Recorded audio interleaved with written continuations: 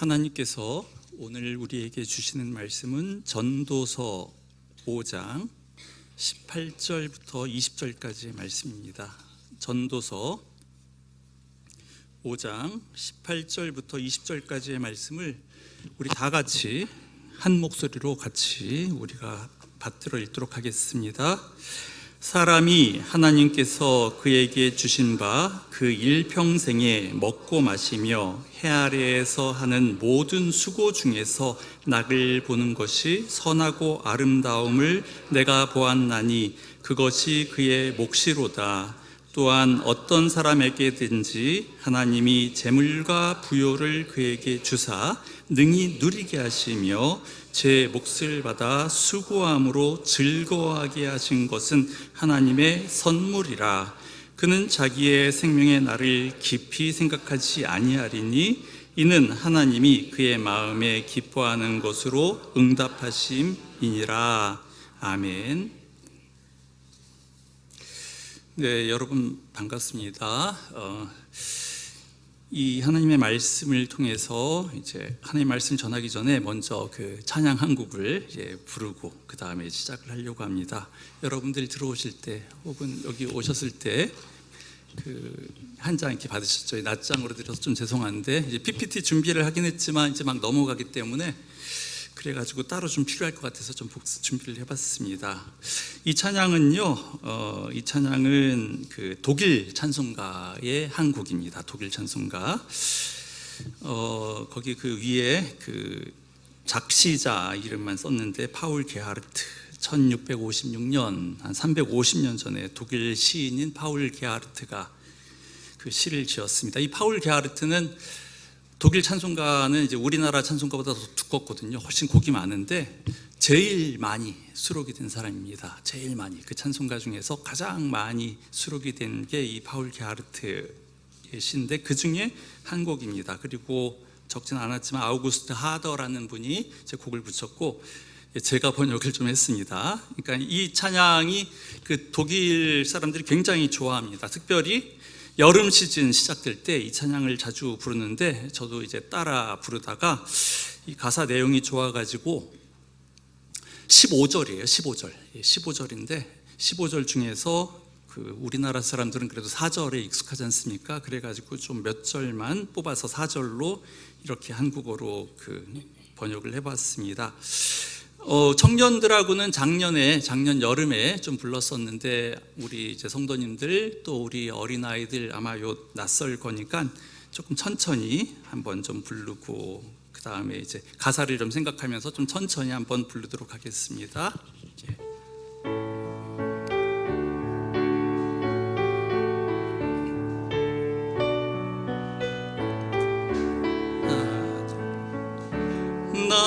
나가라 나의 영혼아 이 시절 기뻐하여라.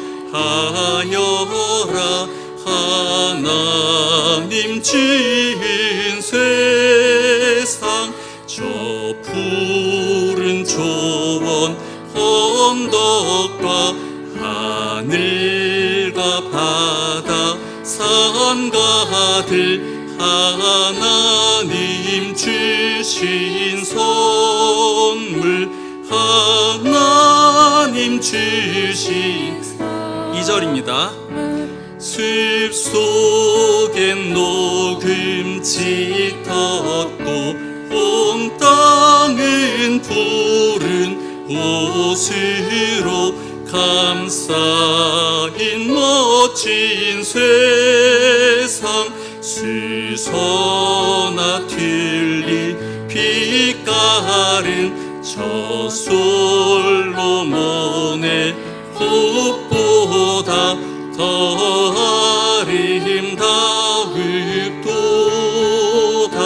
더 아름다웁도. 3절 하나님 행하시니 온몸으로 느끼니 찬양이 넘쳐나네. 온 세상 주를 높일 때 나 또한 주를 찬양해 영혼의 깊은 데서 찬양이 솟아나네. 오 주여 나를 도우사 하늘 복 내려 주소서. 활짝 꽃피게 하소서. 은총의 여름 열매가 내 영혼 속에 언제나 풍성히 맺게 하소서. 풍성히 맺게 하소서. 여러분들 잘하시네요. 처음 보시는 분들이 대부분일 텐데 우리 청년들 말고는 잘 따라해 주셔서 감사합니다. 좀 천천히 불렀는데요. 독일 교회에서 이 찬양 부를 때는 이거의 1.5배속 정도로 약간 좀 신나게 좀 부르거든요. 한 번만 다시. 약간 1.5배속 어렵나요? 우리 반주. 아무튼 지금보다는 조금 좀 템포를 좀 활기차게 해서 다시 한 번만 불러보겠습니다. 하나 둘 셋. 나가라 나의 영혼아 이 시절 기뻐하여라. 하나님 지은 세상 저 푸른 초원 언덕과 하늘과 바다 산가들 하나님 주신 선물 하나님 주신 선물. 숲 속엔 녹음지 덮고 온 땅은 푸른 옷으로 감싸인 멋진 세상. 수서나 튤립 빛깔은 저 솔로몬의 옷보다 더 아름다우도다. 더 아름다우도다.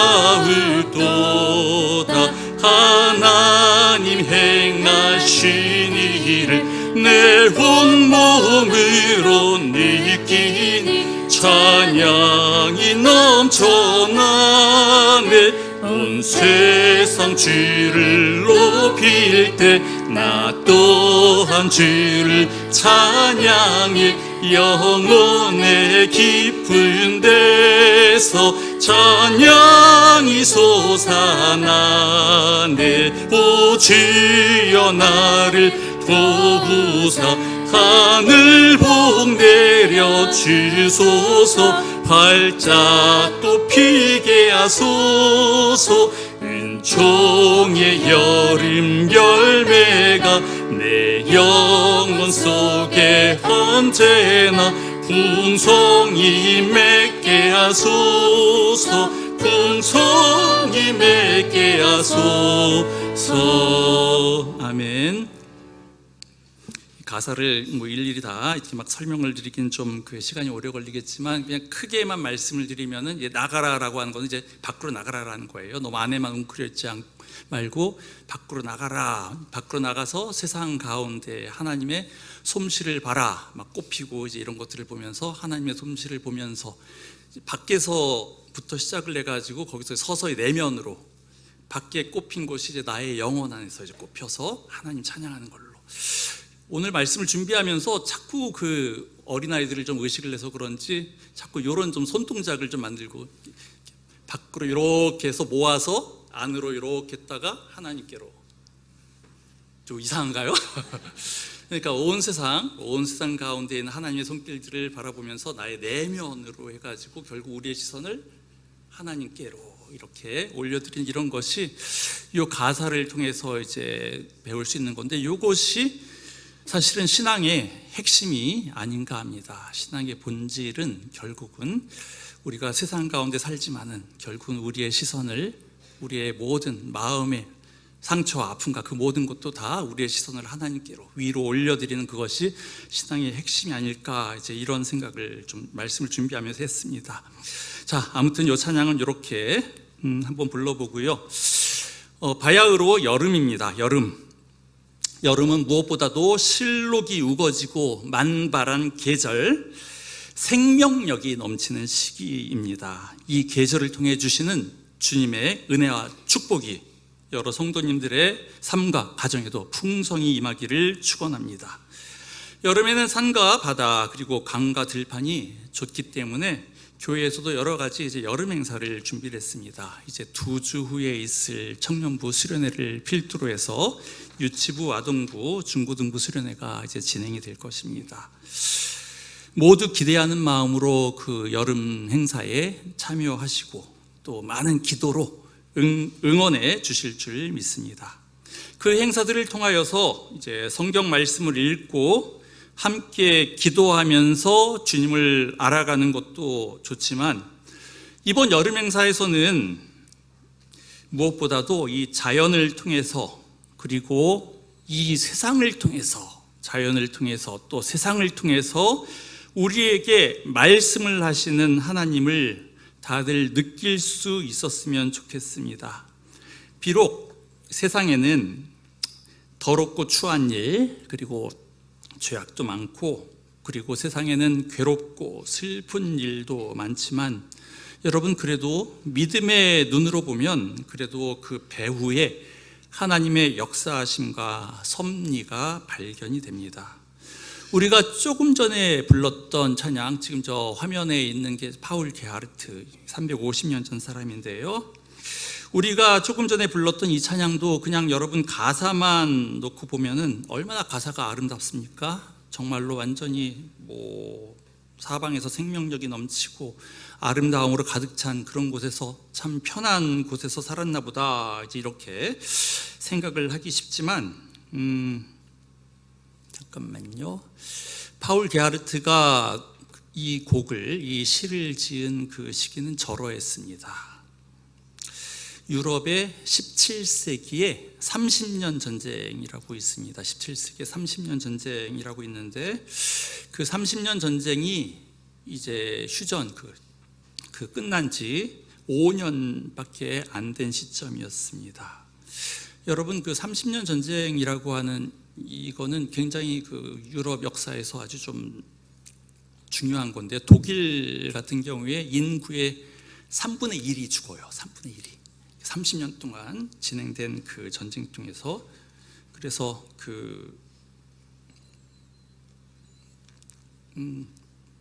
잘 움직이면 좋은데, 아무튼 이러했습니다.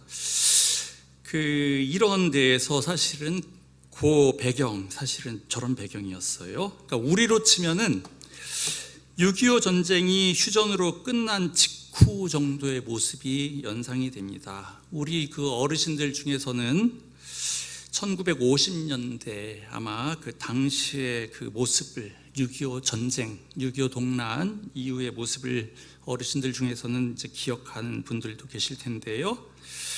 사방에 폐허만 가득하고, 그리고 사람들은 먹고 살 길이 막막해서 서로 살벌하게 대하고 굶어 죽고, 이제 이런 것이 사방에서 볼 수 있었던 그런 상황이었습니다. 근데 그 게하르트는 이제 저런 상황 가운데에서도 그래도 여름을 주시고 생명의 기쁨을 주시는 하나님을 찬양을 하자. 사방에서 사실은 다 저런 폐허만 발견되지만 그 배후에 있는 하나님의 손길을 발견하자라고 하는 것이 우리가 같이 읽은 이 노래의 의미입니다. 우리의 여름도 여러분들의 지금 현재 인생살이 가운데 어떤 것이 꼬이고 어떤 것이 답답하고 힘들고 그런 것이 있을 수 있지만, 그럼에도 불구하고 하나님의 만져주시는 손길이 느껴지는 그런 축복의 시간이 되기를 축원합니다. 최근에 그 책을 한 권 읽었습니다. 우리 어린 아이들을 위해서 목사님이 이제 이런 걸 이제 읽었어요. 제목은 엄마는 해녀입니다라고 하는 책입니다. 2017년도에 나온 책인데 저는 이제 얼마 전에 이 책을 알게 되어서 이 책을 읽어봤습니다. 제주도 해녀 이야기인데요. 그 해녀들의 그 독특한 생활 모습 가운데에서 여러 가지 인생의 교훈을 좀 발견할 수가 있었습니다. 그리고 그 교훈의 내용은 성경에서 하나님께서 우리에게 말씀해 주시는 바하고 굉장히 흡사한, 하나님께서 우리에게 말씀해 주시는 교훈하고 일치하는 그런 내용이 여러 개가 있었습니다. 여러분, 해녀의 특징은요, 가장 죽음 가까이에서 일하는 사람들이다 라는 게 특징입니다. 가장 죽음, 그러니까 까딱하면 죽어요. 사실은 뭐 내가 하는 일도 까딱하면 죽는데 이런 생각하시는 분들도 계시겠지만, 아무튼 해녀들은, 자기네들은 숨 한 번 잘못 쉬면 죽는다. 이제 이게 해녀들의 가장 그 특징입니다. 해녀들의 삶을 그 EBS 다큐멘터리에서 한번 다뤘는데요. 그 다큐멘터리 제목이 저승에서 돈 벌어서 이승에서 쓴다입니다. 저승에서 돈 벌어서 이승에서 쓴다. 그러니까 누구나 이승에서 살아가려면 돈 쓸 일이 있죠. 자식들을 키워서 서울로 보내야 되고 또 그 대학도 보내야 되고 이승에서 돈 쓸 일이 많은데 그 돈을 저승에서 벌어요. 저승에서 물속 깊이 들어가서 돈을 건져 올리는 사람들. 그들의 일터가 되는 바닷속은 까딱 잘못하면 그대로 무덤이 되는 겁니다. 어떨 때 그런 일이 일어날까요? 그들의 작업 현장 가운데서 어떨 때 그것이 곧바로 무덤이 되어버립니까? 숨을 참지 못할 때 그러합니다. 물속에서 숨을 참지 못하고 물속에서 숨을 쉬면, 여기에 조금 좀 이제 저도 말씀 준비하다 좀 어려웠는데, 물속에서 숨을 쉬면 요거를 이제 물숨이라고 하더라고요. 물숨. 근데 물숨은 그러니까 공기를 사람이 쉬어야 되는데 물을 쉬는 거예요. 물을 들이마시는 겁니다. 그러면 그 해녀는 마치 물고기는 이제 물속에서 살죠. 그러면 그 해녀는 물고기처럼 물에 속한 사람이 됩니다. 물에 속한 사람이 되어서 이 땅에서의 인생은 끝납니다. 죽음입니다. 한 번 물에 들어가서 보통 그 해녀는 이제 1분, 그리고 조금 좀 경력이 있는 좀 상군 해녀는 2분까지도 숨을 참고 버티면서 바닷속에 있는 그 물건들을 채취를 하는데요. 그 1분 내지는 2분 그 짧은 시간 동안 그들은 물고기도 잡고 문어도 잡고 소라, 전복도 따고 미역줄기도 땁니다. 바닷속에는 그런 물건들이 매우 많습니다. 그게 다 돈이에요. 이제 바닷속에 들어가 보면 다 돈이 다 보여. 막 전복 보이고 소라 보이고 그게 다 돈이 보입니다. 그러나 눈에 뻔히 보이는 돈도 포기할 줄 알아야 합니다. 왜냐하면은 호흡이 딸리기 때문입니다. 숨이, 내가 저거 돈 벌고 싶다라는 생각이 들어도 숨이 허락지 않기 때문입니다.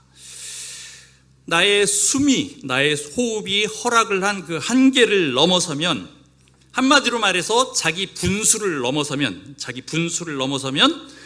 이제는 사람이 공기 호흡을 하는 게 아니라 물이 숨을 쉬어서 나를 삼켜버립니다. 이것을 물숨이라고 하고 해녀의 죽음을 뜻합니다. 욕심을 제어하지 못하면 그냥 죽어버리는 겁니다. 요 책에서는 요 해녀들, 요 책에서는 이제 그 3명의 여인이 나옵니다. 그 오른쪽에 그 노란 머리가 이제 할머니입니다. 할머니 해녀, 그리고 엄마 해녀, 그리고 소녀가 이제 주인공입니다. 이제 소녀, 이렇게 3모녀가 이제 나오는데, 이 책 가운데서 저 소녀가 이제 나레이터 역할을 합니다.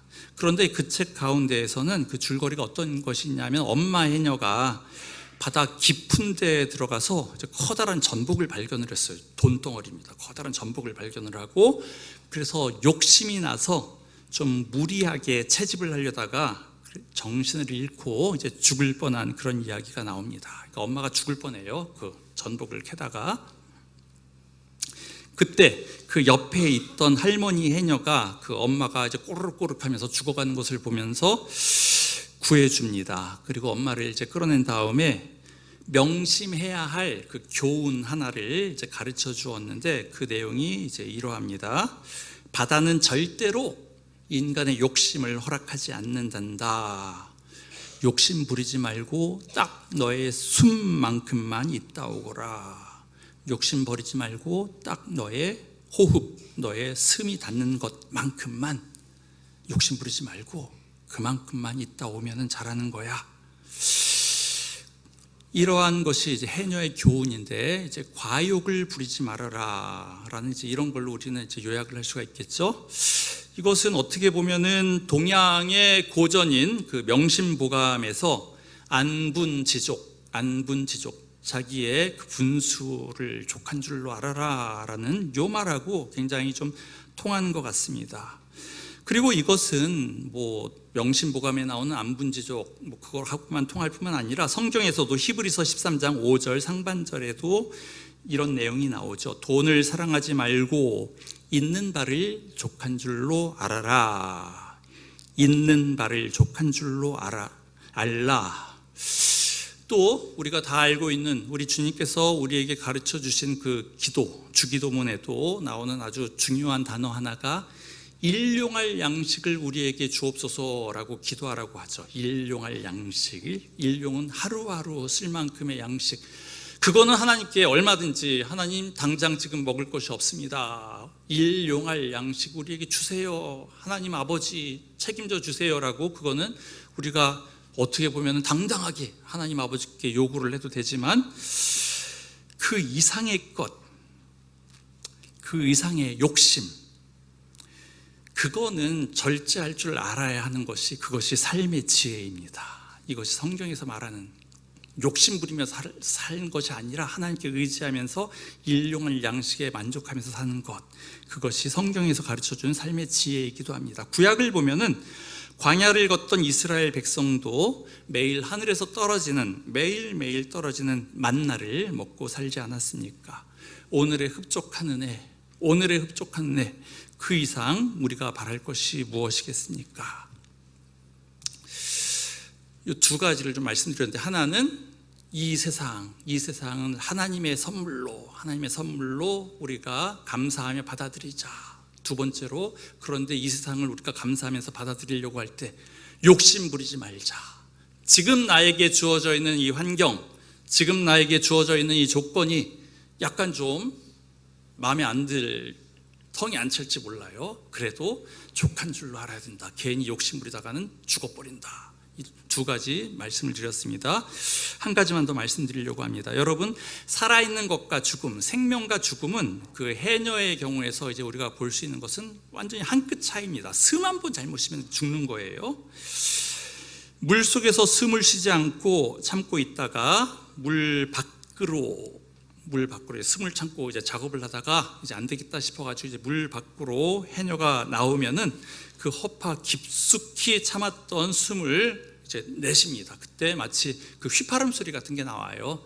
그때 휘 하는 소리가 나는데 이것을 그 숨비 소리라고 부릅니다. 숨비 소리. 이제 하늘과 호흡을 하는 거죠. 물하고 호흡을 하는 게 아니라 하늘하고 호흡을 하는 거.